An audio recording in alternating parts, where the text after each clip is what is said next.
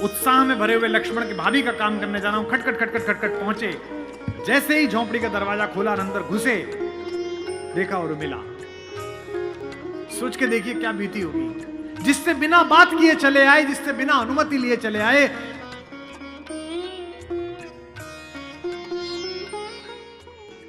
इस मंच पर 3 दिन से मेरे पार्श्व में आशीर्वाद की मुद्रा में शेषनाग के प्रतिनिधि लक्ष्मण लाल खड़े हैं।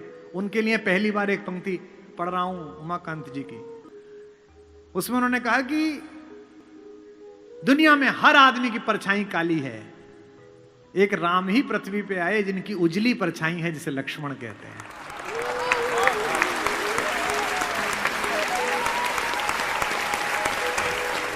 ये राम की उजली परछाई है। बाबा ने अच्छी बात लिखी है, 12 से निज हितपति जानी, लक्ष्मण राम चरण रति मानी। मेरा एक बड़ा प्रिय कवि है, बच्चा वो लखीमपुर से आगे एक गांव में रहता है, ज्ञान प्रकाश आकुल। ज्ञान ने छंद भेजा, रात सुनिएगा। 4 बच्चे पैदा हुए, थोड़े थोड़े अंतर पर पालने में लिटाए गए। कि पालने में लखन व राम जी लिटाए गए, लेटते ही करुणा सदन चुप हो गए।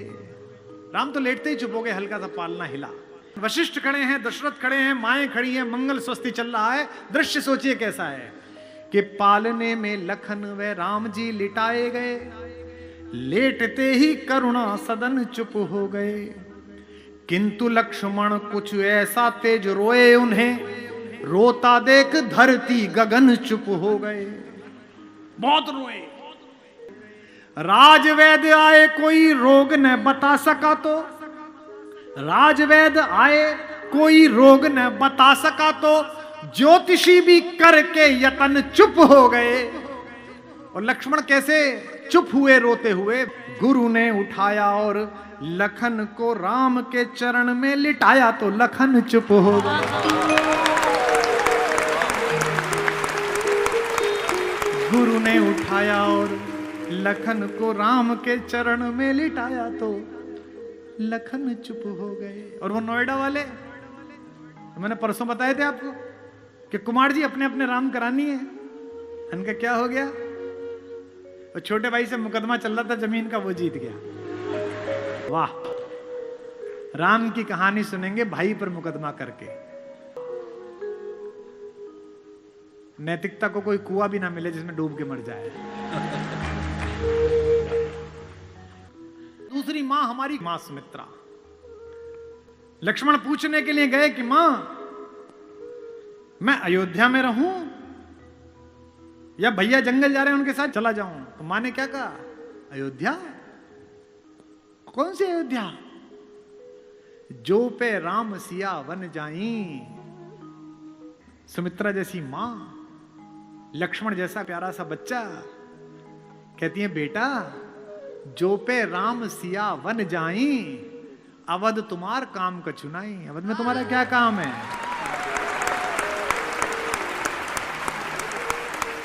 जहां राम है वहीं अयोध्या है। अवध तुम्हारा काम का चुनाई। और राम तो फिर भी हमारी मां के साथ है, सीता के। एक सत्संग है, एक स्नेह की डोर है। माना कि गृहस्थ में नहीं है, तपस्या का जीवन है, लेकिन फिर भी एक दूसरे की सुन तो रहे हैं। और यहां पति पत्नी बैठे हो तो वो इस बात को महसूस करेंगे जो 20 वर्ष 25 वर्ष बिता चुके हैं। एक समय आता है जब आपका कोई प्रेम का बहुत ज्यादा डोर नहीं होती, एक दूसरे के साहचर्य की होती है कि रहनी चाहिए यहीं। और पति को भी लगता है ये रहनी चाहिए और पत्नी को भी लगता है कि रहना चाहिए। हमारे महेश्वर तिवारी ने पंक्ति लिखी है, इस हॉल में बैठी सारी भाभियों को और माओं को समर्पित करता हूं। एक तुम्हारा होना क्या से क्या कर देता है, एक तुम्हारा होना क्या से क्या कर देता है, बेजुबान छत दीवारों को घर कर देता है। राम के साथ तो फिर भी सीता हैं। हमारी माता उर्मिला तो अकेली हैं। उनसे तो पूछा भी नहीं गया है कि अनुमति ली जाए कि नहीं ली जाए। एक दृश्य है चित्रकूट में, जहां पहली बार उर्मिला, मांडवी और श्रुतकीर्ति आई हैं अपनी सास के साथ राम को मनाने। तो सीता तो बड़ी बहन है, बड़ी बहनें छोटी बहनों का हित समझती हैं। लड़कियों में होता है कि छोटी की बात समझ लेती हैं, माता पिता की आवश्यकता नहीं होती, खुद ही कर देती हैं। सीता समझ गई कि उर्मिला आई है और संकोच में अपने पति से मिल भी नहीं रही है, और लक्ष्मण इतना संकोची है कि मिलेगा भी नहीं उर्मिला से। तो भाभी ने बुला के कहा कि बेटा इधर आओ। लक्ष्मण ने कहा जी भाभी, वो मेरी कुटिया में बेटा फूलों की डाली रखी है, वो जरा डाली उठा लाओ, माला बनानी है देवताओं के लिए। उनको पता है कि उनकी कुटिया में उर्मिला बैठी है, उन्हें लगा इस बहाने ही दोनों थोड़ा मिल लेंगे। उत्साह में भरे हुए लक्ष्मण की भाभी का काम करने जा रहा हूं, खटखट खटखट खटखट पहुंचे। जैसे ही झोंपड़ी का दरवाजा खोला और अंदर घुसे, देखा उर्मिला। सोच के देखिए क्या बीती होगी। जिससे बिना बात किए चले आए, जिससे बिना अनुमति लिए चले आए, सप्तपेदी के 7 फेरों में जिसके साथ शपथ खाई थी कि तेरा साथ नहीं छोड़ूंगा, राम के अनुराग में जिसे छोड़कर चले आए, वो उर्मिला। और जिसने अपनी बड़ी बहन सीता को आदर्श माना और इस बात को स्वीकार कर लिया कि कोई बात नहीं, चले गए तो कोई बात नहीं, वो लक्ष्मण दोनों एक दूसरे के साथ कैसे सामने आए होंगे। उर्मिला खड़ी हुई, मुस्कुराई, रोई नहीं।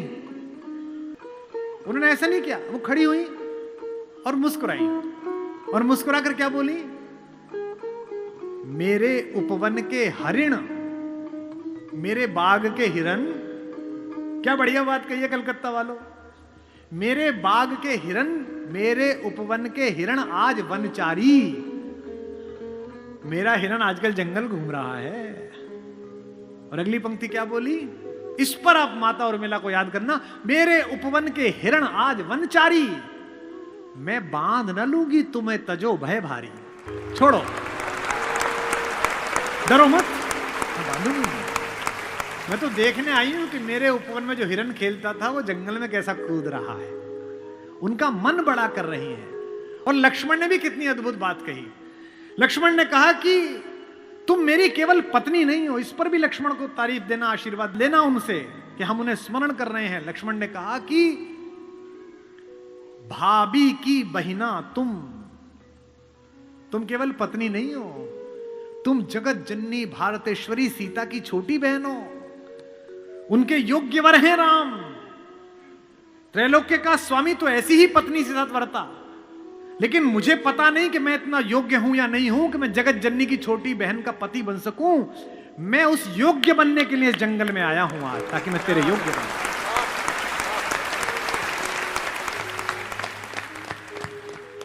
भाभी की भगनी तुम केवल अर्थ नहीं मेरे उपभोग। तपने दो वन में कुछ मुझको बनने दो केवल निज योग्य। मुझे थोड़ी तपस्या करने दो, अपने लायक बनने दो। तुम तो कौन हो, मेरी पत्नी थोड़ी हो तुम पहले सीता की बहन हो, खानदान, और मैं केवल राम के पीछे चलने वाला एक लड़का। मुझे इस लायक तो बनने दो कि सीता माता किसी को परिचय कराएं और कहें कि ये मेरी छोटी बहन का पति है। ऐसी योग्य तो बनने दो।